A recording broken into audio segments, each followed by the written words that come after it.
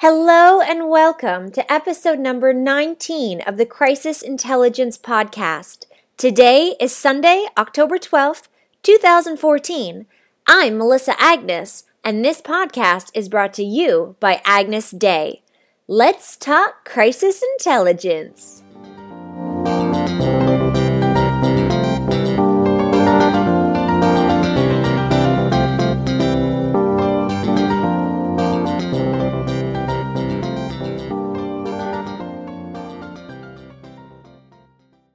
Hi, Dr. Tom. Welcome to the show. Why don't you introduce yourself and tell us about what you do?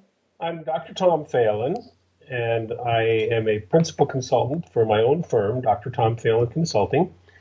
And I am engaged in instruction and training in emergency management in several venues with the governments and the private sector, not-for-profits, colleges, and universities. And I'm very excited about emergency management as a field. Rather than a profession. That's correct. Rather than a profession. Which is kind of what we're going to talk about in large part today. And so before we do that, can you, just to start with a base, can you define emergency management? Well, there are several definitions, and it's been a problem in our field to define emergency management. It has to do with all phases of protection, prevention, mitigation, response, and recovery. And it is, in fact, the management aspect as opposed to the tactical operations that you associate with emergency response, such as fire and law enforcement and EMT.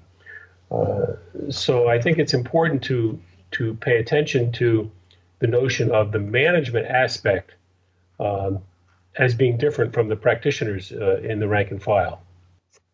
The concern that I have is that there's been a lot of discussion and sometimes even a debate over whether emergency management should be called a profession. It's been debated for several years, and there are all sorts of implications, including the recognition as professionals, the issue of education versus training, and that means classroom instruction versus on-the-job experience, and of course respect for the work that emergency managers do. Largely, their work is done not during the response, but in preparedness, educating the community, and in recovery. And their role during an emergency has more to do with providing resources and information and situation monitoring, and seeing that things are provided to those people in tactical response operations who really can fix the problem, whatever the problem is. And let's not confuse, emergency managers are supportive of the operations section and all of the other sections involved in the incident command system, but they are not the people who are going to fix the problem. Basically, that's going to be handled by the operations section. So it's a supportive role, supporting all of the various functions that are involved with handling emergencies, disasters, and catastrophes. It's an important role. It's a vital role. And the management function is something that can be taught in a classroom and through research and study and exercising, but doesn't necessarily come from on-the-job experience as a first responder. Okay, which is part of the debate, isn't it? Well, the issue is that some people think that management alone is all you need, management skills and proficiencies are all that you need to be an emergency manager. Others argue that how can you be an emergency manager if you've not had time on the fire ground, so to speak? If you've not been either a firefighter or a police officer or an emergency medical technician or whatever. And what's really very interesting is to compare the skill sets required of a tactical responder to the skill sets required of an emergency manager. There's almost no overlap. Experience is vital, and I think probably some of the best emergency managers in the country have come from the ranks of fire or law enforcement, and that experience really helps. But the best combination is having both the management education and some experience as a tactical responder. So how do you go about in your courses and in the education part of it to ensure that both the theory and the practice are combined to provide these students with the best skill set possible? That's a good question. Thank you. It depends on the student. In the graduate programs where I've taught, most of the students have some experience before they come to the program. In other words, I get a good number of firefighters, law enforcement officers, even FBI agents, people that have worked in explosive ordnance disposal in the military. I've had military folks, I guess as high as a lieutenant colonel. I've had physicians take graduate courses in emergency management.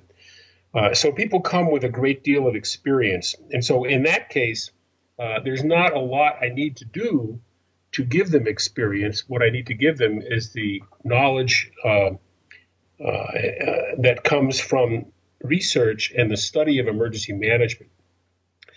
In the case of a student who comes with no tactical response experience at all, then we start to recommend various kinds of internships, volunteer experience, something to give them some experience as to what it's like to work with firefighters or work with law enforcement folks or with the epidemiologists, people from public health, et cetera.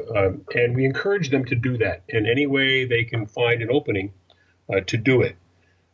What we get, though, is the pushback that comes is that a lot of people feel, I guess there are a large number of emergency managers, with and without degrees, that have 20 years of experience in law enforcement and firefighting. And they oftentimes move from their firefighting career or law enforcement career into the emergency management setting. Many reasons for doing that. A lot of people think it's a retirement job, and I really don't like that implication. Because a law enforcement officer has 20 years in law enforcement, he may still be, 41 years old. He's not retiring. He's taking his expertise, knowledge, and experience into a very important field in emergency management. There was a time back in the civil defense days, perhaps, when people retired into part-time jobs as emergency managers. And there are still lots of part-time emergency management jobs.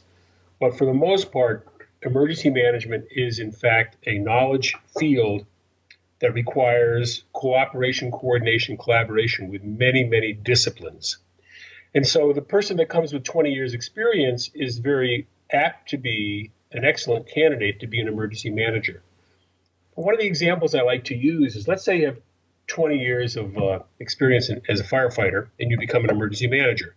And the first incident you have to manage is a hostage situation in a bank. Well, what does a firefighter know about that? Or if he's got 20 years of experience in law enforcement and the first thing that he has to deal with is a wildfire, what experience does he have with that? Well, there are certainly transferable skills, but the point I'm making is that to manage those incidents, a person with education and training in management might be able to play the role of emergency manager quite effectively, even without that number of years of experience in either of those fields. Well, it's interesting. I think that it's possible, looking at the high-risk position that police officers and firefighters are in every day, part of the concept of retirement into emergency management might be just that risk factor. They feel like they're retiring from the risk that puts their lives in danger, but yet are still working full-time in this important new role. That's highly possible. There are also those who have, for whatever reason, certain physical limitations. I mean, firefighting is tough work, and you've got to be in pretty good shape. And if you get on into your 40s or 50s and find that that's really something that you can't deal with, then taking that training and expertise and transferring it into an emergency management position, which is 90% desk job, is probably a good move from harm's way or out of harm's way. Same with police officers, although I don't know if there's any age limit on being a good police officer, but the point is there are many that say, yeah, it's time to, to stop the chases or stop the dangerous, drug investigations and other types of things that go on, maybe take my skills and knowledge and into emergency management. You mentioned a word that I've before, and I know that emergency management, looking at it as a field rather than a profession, what types of disciplines and specialties should be combined to make emergency management as strong a field as possible? That's a really good question. If you think about almost any disaster or emergency that we respond to, we need certainly people with geological backgrounds, with GIS and computer skills. We need epidemiologists and public health specialists. We definitely need people from fire and law enforcement and emergency medical services. We need funeral directors. There's just such a broad range of expertise that's required in any disaster or emergency. We need public information officers. We need crisis communicators. We need volunteer specialists, people like from the VOAD group. We need the Red Cross. We need sometimes groups from the United Nations and others. We need people from finance. There are so many areas. We need human resources people. We need people that can handle food service and medical services on scene. We need people like NIOSH and OSHA to make sure that workers are working safely. And in some instances, you need transportation experts, such as when there's a train derailment. Sometimes we need divers who can rescue people from underwater. And we certainly need people with expertise in dealing with maintaining evidence and making sure that everything is as perfect as it can be for determining causes and developing lessons learned. So you see, we need training specialists, we need educators, we need people who can design exercises. These are all disciplines that can come into the field of emergency management. Saying that and listening to that enormous list of different disciplines and specialties and skill sets defines it as a field for me. I'm so happy to hear you say that. You can't say that I'm all of those things. I'm in a team with people who have all of these skill sets, and we combine our forces to, do the tasks and undertake the tasks that we need to do to make our community safer. Let me just give you an example of the way this might play out.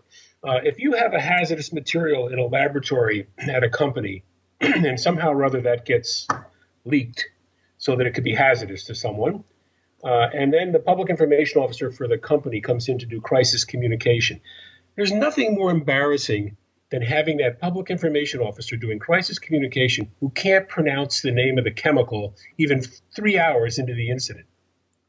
I mean, you have to have the hazmat guy or the chemist or someone working in conjunction with that crisis communicator so that you at least get words pronounced correctly and the correct information out to the public. I've been in situations where that's actually happened, and I'm thinking to myself, I actually had a reporter say to a PIO, it's 2.5 hours into the incident. How is it that you can't pronounce the name of the chemical? What an embarrassment. What a problem with the credibility of that company when something like that happens.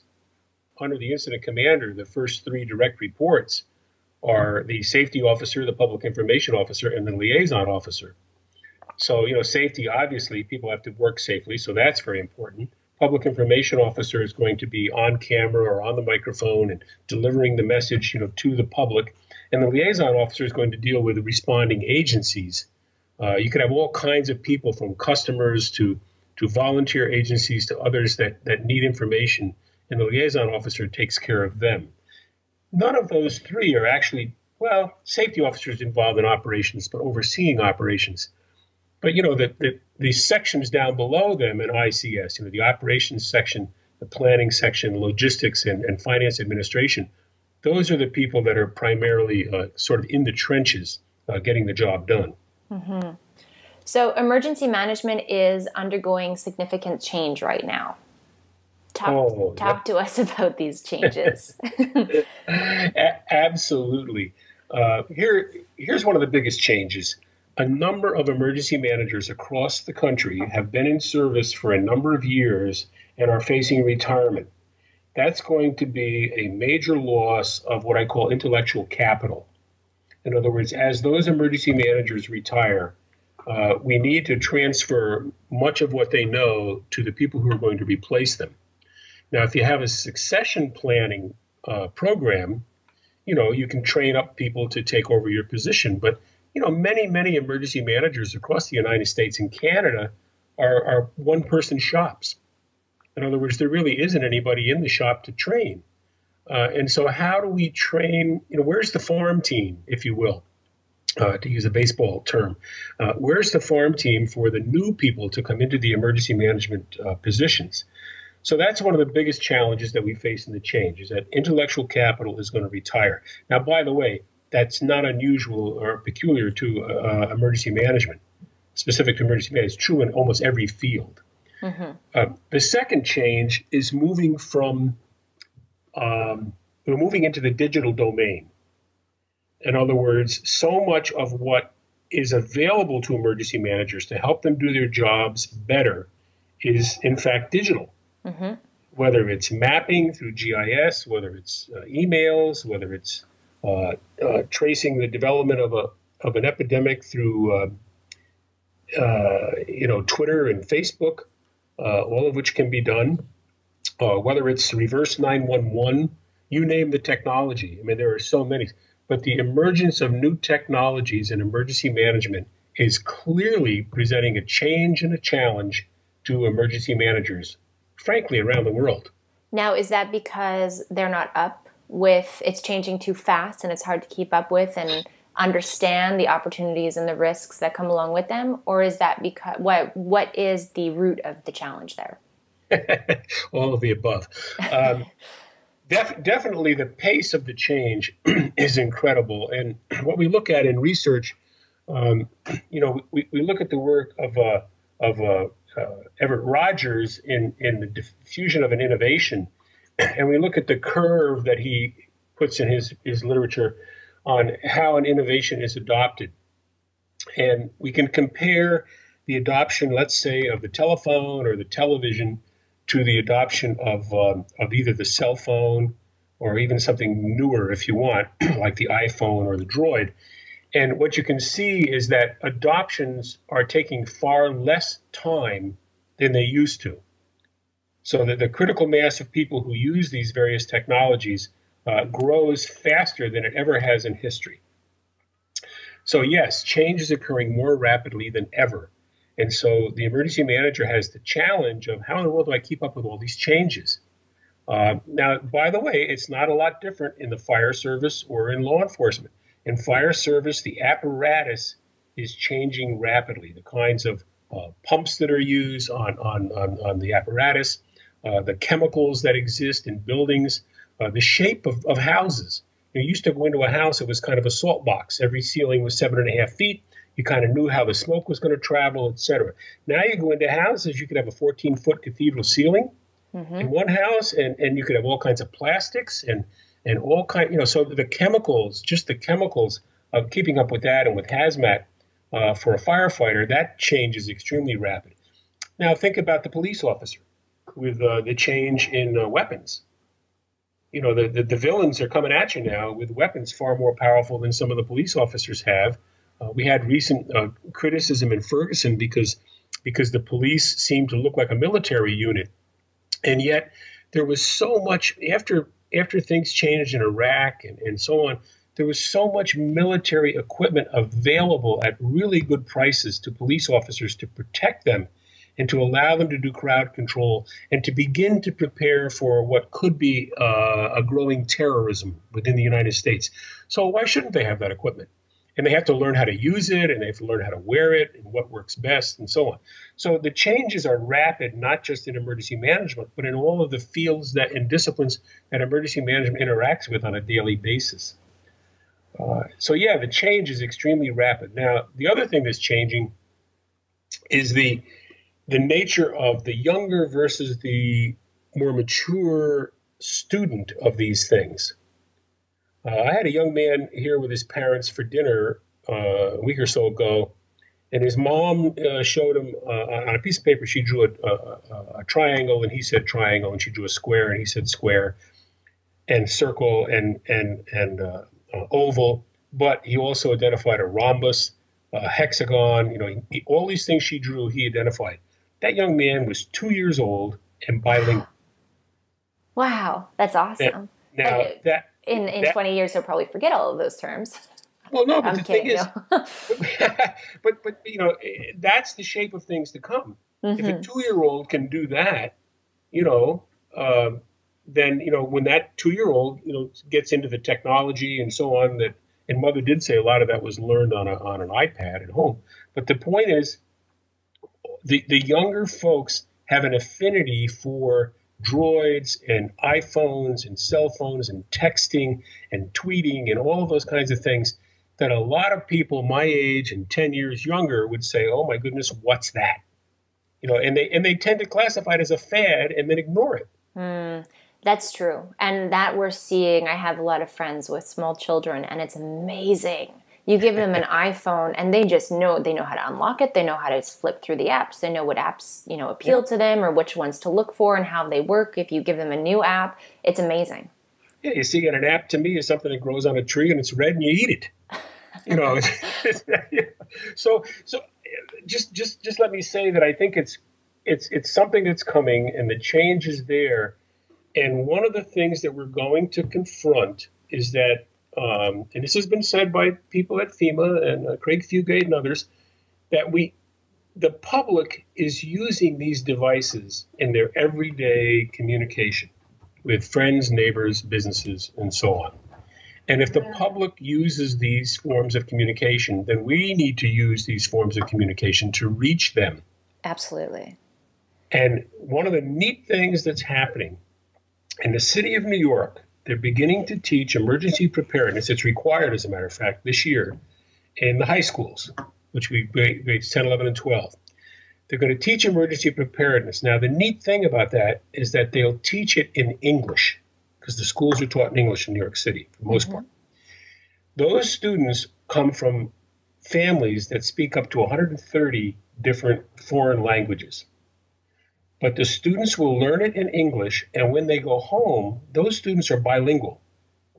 And so they can talk to their parents in their native language and tell them about emergency preparedness. What we've tried to do in the past is to publish emergency preparedness information, or warnings and that type of thing, notifications, in say 5 or 6 different languages. Well, that doesn't help. Because, first of all, we write our messages at a literacy level that's too high for most of the public.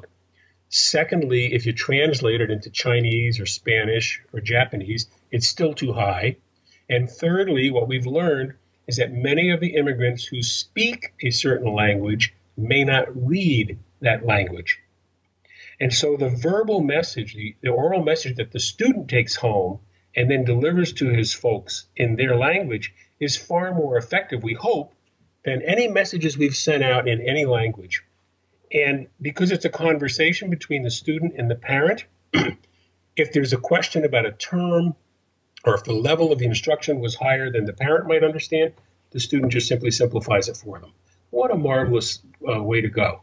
Well, if it works, absolutely. So I have 2 questions. First is, out of curiosity, what is the emergency preparedness that's being taught in these schools?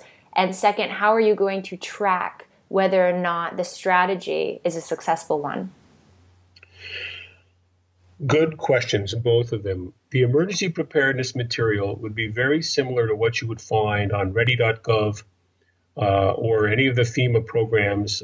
There are some special programs. For example, FEMA Region 1 up in New England actually has a curriculum for fifth grade students and for high school students. And it's very, very interesting on preparedness.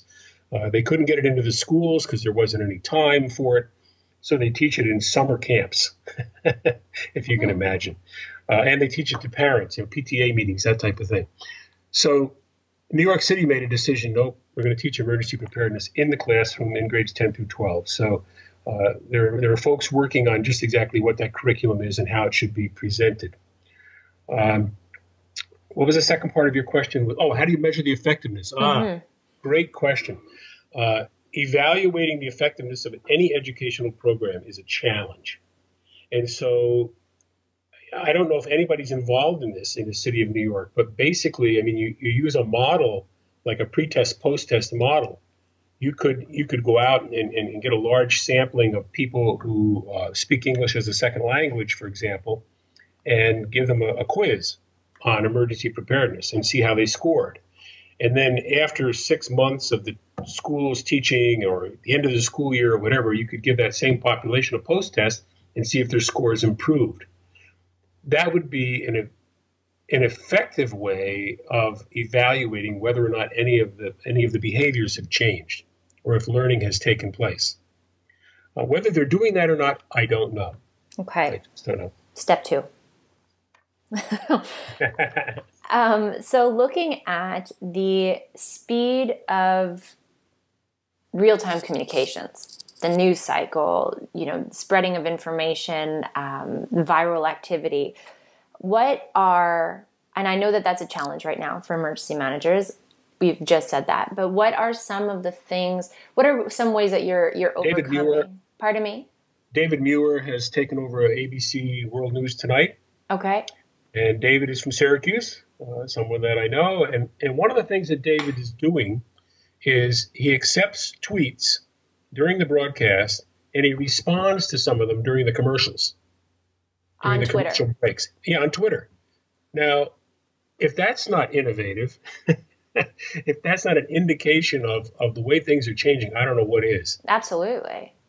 So in terms of emergency response and training within your trainings now, but most importantly, I think not for the new professionals that'll come into the field, but the ones that are currently there, what are some ways that you're overcoming this obstacle? Because I realize that you need to be the trusted advisor. You have to be able to meet this need for immediacy while still having that challenge of making sure information is accurate and verified and able to be released. So it's a huge dilemma right now that emergency managers, that crisis response people, that we're all struggling with internally, externally. So what are some ways that you're meeting this challenge? There are several things that are being done. First of all, in the Leaders Academy at FEMA, where most of the emergency managers who come into the course do have, I would say up to a dozen years or more of experience in emergency management. They are actually studying units on social media and how that social media applies to their work. And so training is being done for current emergency managers, even some with many years of experience. So that's one thing. The other thing is that there are tools being developed, such as the stakeholder network that's being developed in Los Angeles, that will allow people to monitor a situation and talk with business and industry, as well as not-for-profits and emergency management agencies in real time while the event is going on. There are some other tools and systems that are being put into place, but they tend to be based on what we call content analysis systems. In other words, with a content analysis system, you can put in certain terms. Let's say we're talking about a flu in an area, some kind of a flu, and so a person wants to know in the health department, how is the flu spreading around the community? Well, if you use content analysis software, you can put in words like cough, sneeze, cold, flu, et cetera, and then you can monitor Twitter and Facebook for those words and plot them on a GIS map. And then that would show you the areas in the jurisdiction that you're dealing with where the greatest number of messages using those words have been posted. So now you know where the flu is spreading. Amazing. Yeah, and it creates like a plume. Now, there's similar software, by the way, used by fire chiefs when a particular fire occurs. They have an app where they can pinpoint on the GIS map where the fire is, and if there's hazardous materials or whatever, the app will put on that map a plume that shows where the smoke is traveling, and therefore where the dangerous fumes might be traveling. And that's an app that they can do on their cell phone or on their Droid. It's information, and one of the things they have to be concerned with is information overload. Mm-hmm. And so what will happen, I suppose, is that certain emergency managers will become quite adept at using certain tools and skills, and then that's what they'll pretty much rely on until they learn something new. Absolutely. But technology is amazing. It's amazing when we look at what the best of them are doing out there in terms of emergency management, crisis response, and how they're utilizing these tools and just seeing the opportunities that come with them. It's remarkable. Yes, and clearly it's going to save lives and property and the environment if these tools are used effectively and efficiently. Absolutely. Absolutely. So for people listening who are sitting there going, this sounds interesting. This sounds like something that I can help with, I can benefit, and potentially have experience in one of the many disciplines that you named earlier. How can they begin to take first steps to potentially getting involved in this field? One of the things that I find to be really exciting is that if a person has an undergraduate degree in any one of the disciplines that I've mentioned, whether it be geology, IT, epidemiology, public health, whatever, and then decides to go into emergency management, an excellent step, and we recruit these folks, an excellent step is for those folks with those specialized undergraduate degrees to do a master's degree in emergency management. That gives us what I might consider to be the ideal candidate, because they have the background in the disciplines, and then they go into emergency management and they learn about emergency management, the history of emergency management, the government role, the policies, the laws, etc. Very, very, very important. That's the ideal candidate for me. If you want to add to that, like I've taught many firefighters at the undergraduate level in a fire science program. So now you have an added benefit. In other words, the person has some firefighting experience, an undergraduate degree, perhaps in fire science, and now wants to study emergency management. Or you take a person who is an undergraduate IT major who's worked as a volunteer firefighter, and then they went to emergency management. Look at the combination of experiences that they bring. So if you look at job listings, you'll see that for a fire chief or a police chief in many cities, they require an undergraduate degree. The International Association of Emergency Managers requires an undergraduate degree to receive their certified emergency manager certificate. But in some of those same cities, my research has shown that to be a coordinator of emergency management, they want a master's degree. Now, I think that's interesting. Mm-hmm. And I think one of the reasons is that you're going to bump up a little bit into the management and policy and decision-making levels, which on a scale in many people's minds would be a higher level of function than a specialist working in tactical response operations. Does that make some sense? It does. It's very interesting. Yeah. The whole issue of whether or not it's a profession, I think, is a discussion that I think we're wasting time on in the field. Whether we call it if you were to look up, for example, on a website, the list of common professions, you'd get a long list. many of them would be occupations that I certainly would not consider a profession. But one of the things you would not find is emergency management or emergency manager. On every list I've looked at, it just doesn't come up. And so there are some commonly held kind of broad definitions of professions, which I think are synonymous with vocations or occupations. And the difference with a profession is that it requires specialized educational training and legal qualification, formal or mandatory study, strict oversight, self-regulation, usually requiring being actively engaged to be a member of a professional body, et cetera, et cetera. And these are particularly true of doctors, lawyers, and so on.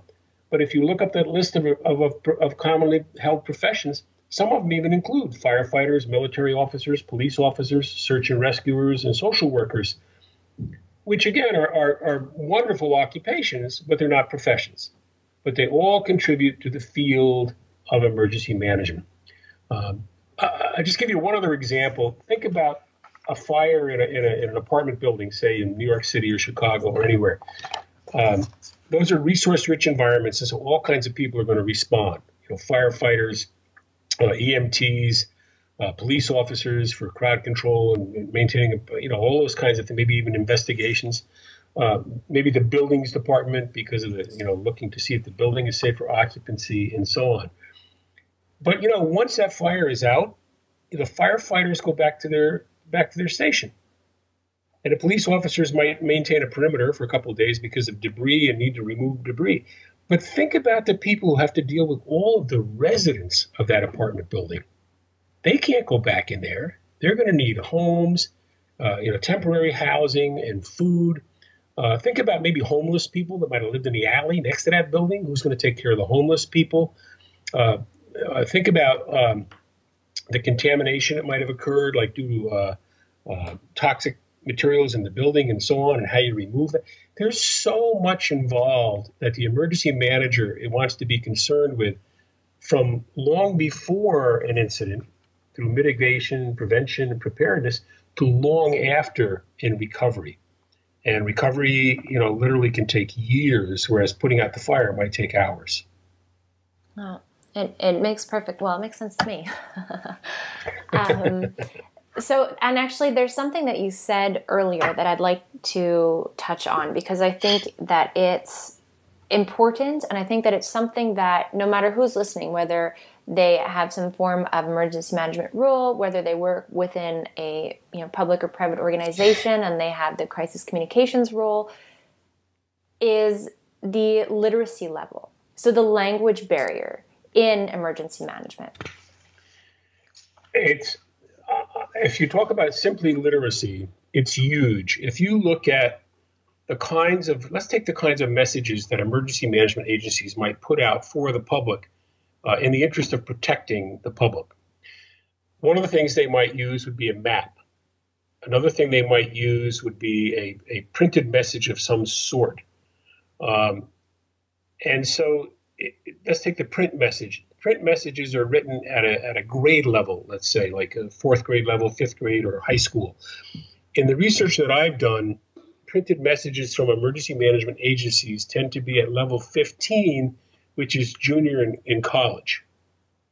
If you look at the National Weather Service, you'll find that their messages are at the fourth grade level.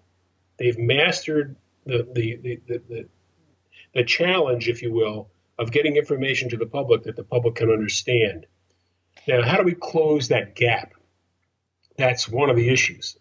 The second thing is, if you look at numeracy, if you put out information that talks about, the Richter scale, or talks about wind speeds, or the amount of time it's going to take for a storm to get here or there, can people deal with understanding those numbers and what they mean? That's another issue. And then the last thing is computer-based problem solving. In other words, if you ask a person to look at a map and perhaps, calculate the time it takes them to drive home or something like that, do they have the skills to do that? To use a computer to determine travel time from one point to another and so on. So those are issues that really need to be looked at. And what I'm saying is, my research would be to look at the messages sent by emergency managers then go to their intended audience and measure the literacy level of both. What's the literacy level of the message? What's the literacy level of the intended audience? And let's find out what the gap is. And my hypothesis is that the gap is too large. It makes sense. And even if we look at just in terms of efficient communications, it's not necessarily presuming or it's not presuming if you have your studies, but even if before your studies, it's not necessarily presuming that the general public doesn't have that literacy level, but just wanting to make sure that communications, these emergency management communications, are simple enough for a 5-year-old or a 7-year-old to understand and be able to follow. Well, that would be a good indicator if a person Absolutely. that young, could understand them. Well, research has been done,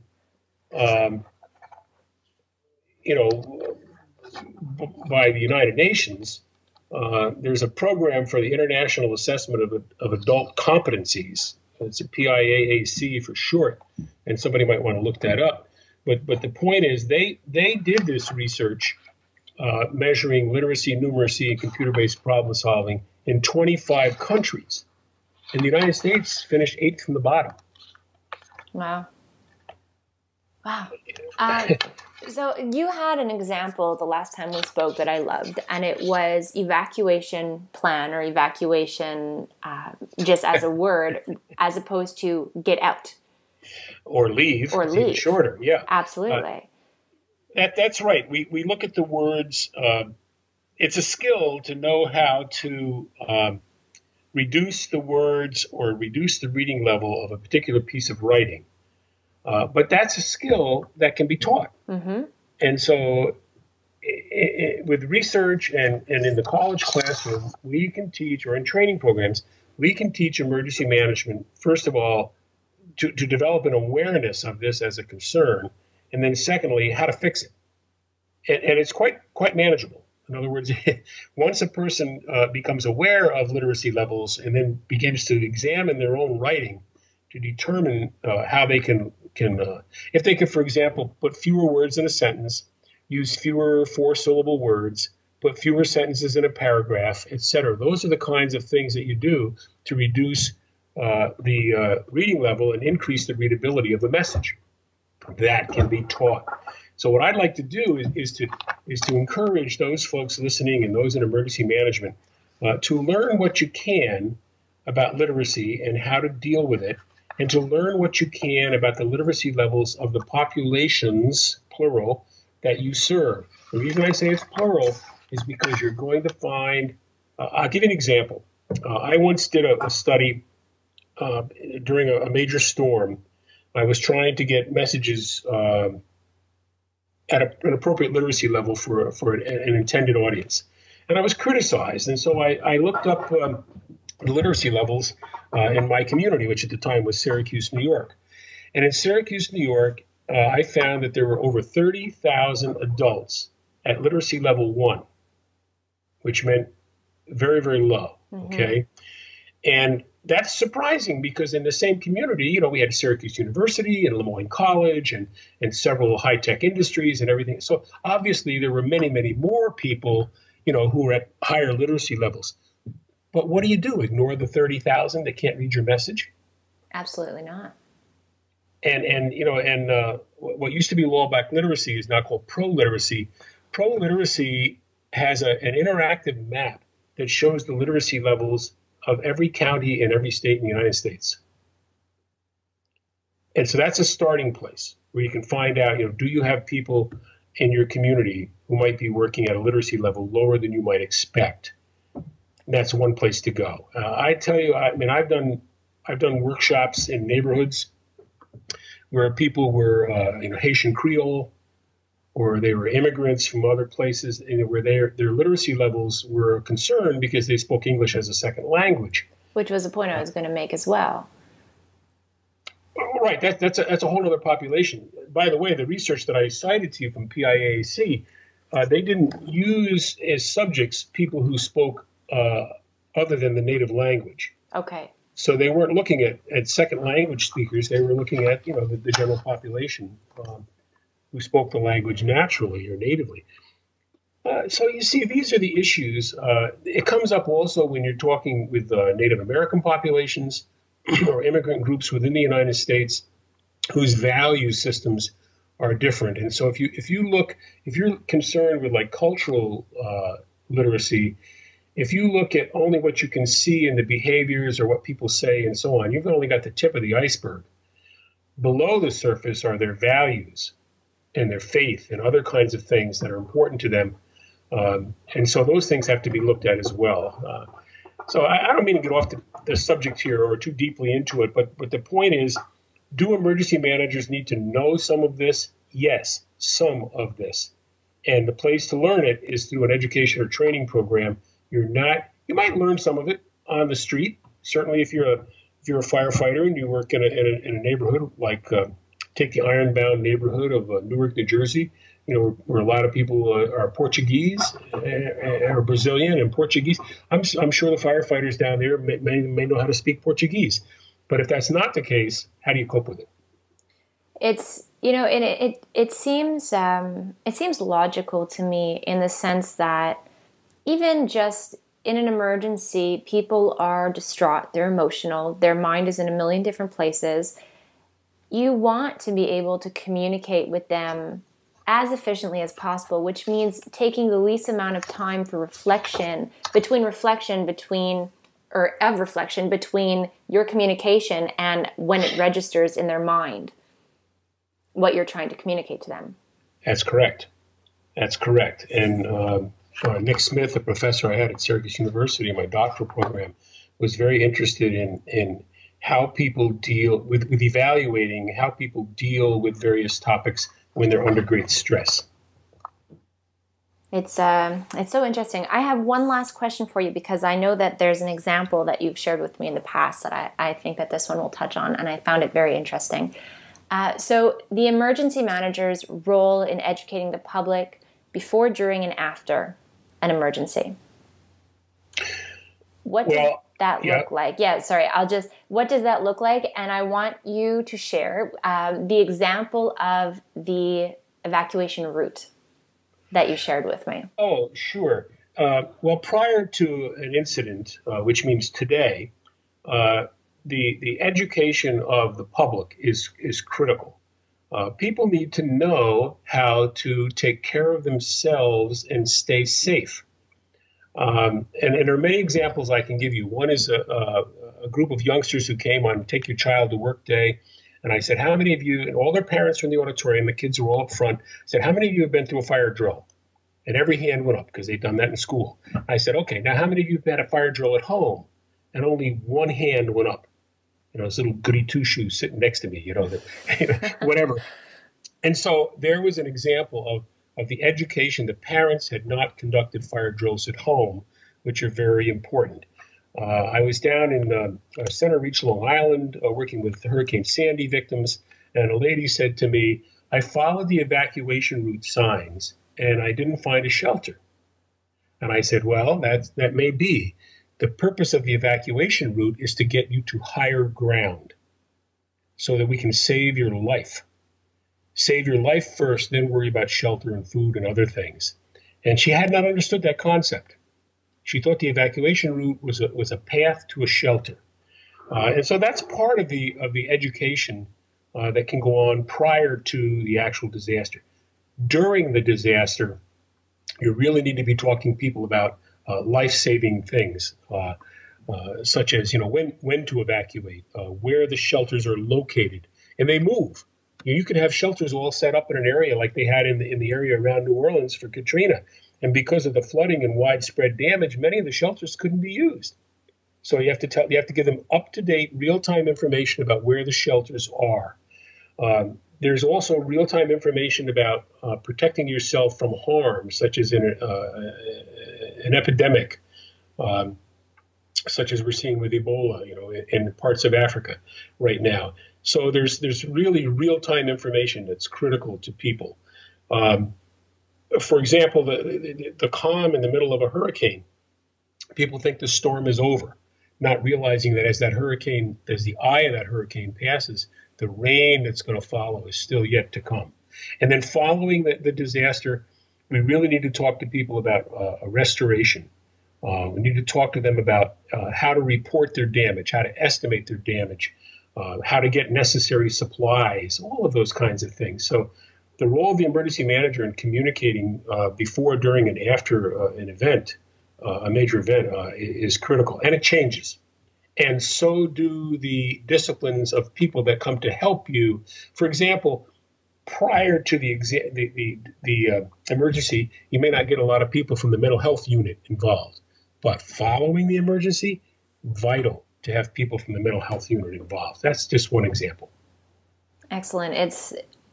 All of this is just extremely, I think it's very informative. I think it's very interesting, for me at least, all of this. And the example of the emergency evacuation route really stuck with me personally as a really clear symbol, because I think that her misconception was actually a logical misconception if you don't know, if you haven't been educated on what it actually means, what the goal of the evacuation route is. Right. And some things are not intuitive. Mm-hmm. They need to be looked at. There's another phenomenon that I think is really kind of cool with technology and this kind of information. There's something called cell broadcasting. And I had this happen the other night. I was in rural Schoharie County, New York, and my cell phone went off. It was an iPhone with a message about impending flash flooding. And a couple of minutes later, my wife's phone did the same thing. And it's a numerical progression. I have a number that starts with a 2, hers starts with a 5, so she got hers a little later than me. But they gave us local emergency information about flash flooding. We did not sign up for that. The way it works is if the emergency management agency sends it to particular cell towers, anybody within the range of that cell tower gets the message, even though they didn't subscribe. That's new, and it's working, and it's particularly working with Amber Alerts. But people should be aware of that your cell phone may give you an emergency message that you didn't expect to come and you didn't sign up for. Well, now you might get one of those.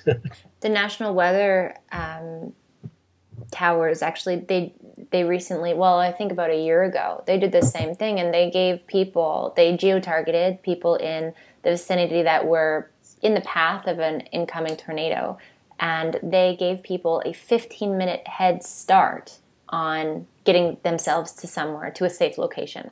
It's worth its weight in gold. It's amazing. Absolutely.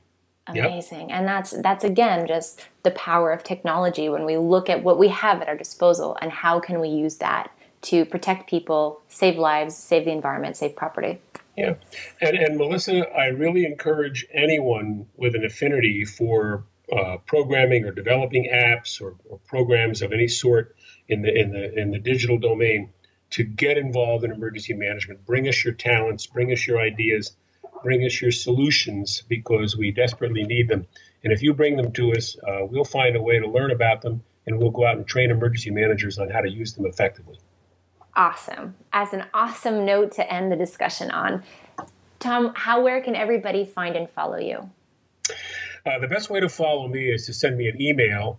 And my email address is my last name, PhelandDrtom, Phelan Dr. Tom, @gmail.com. That's the best way to get in touch with me. I'm not currently using a website, but the Gmail system works, and I will very happily respond to those who get in touch with me. That's the best way. Excellent. Thank you so much, and thank you for taking the time to have this really interesting and informative conversation with me. Thank you, Melissa. Take care.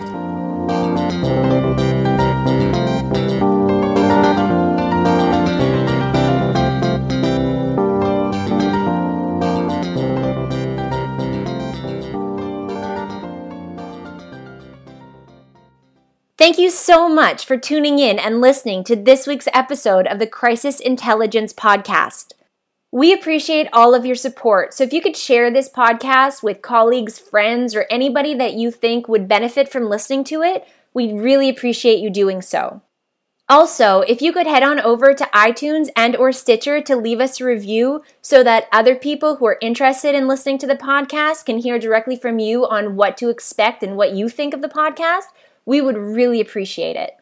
If you have any questions or comments or suggestions on topics of crisis communication that you'd like to hear us discuss, feel free to email us anytime at crisis@agnesday.com. Thank you so much for tuning in this week, and I look forward to talking even more crisis intelligence with you next Sunday.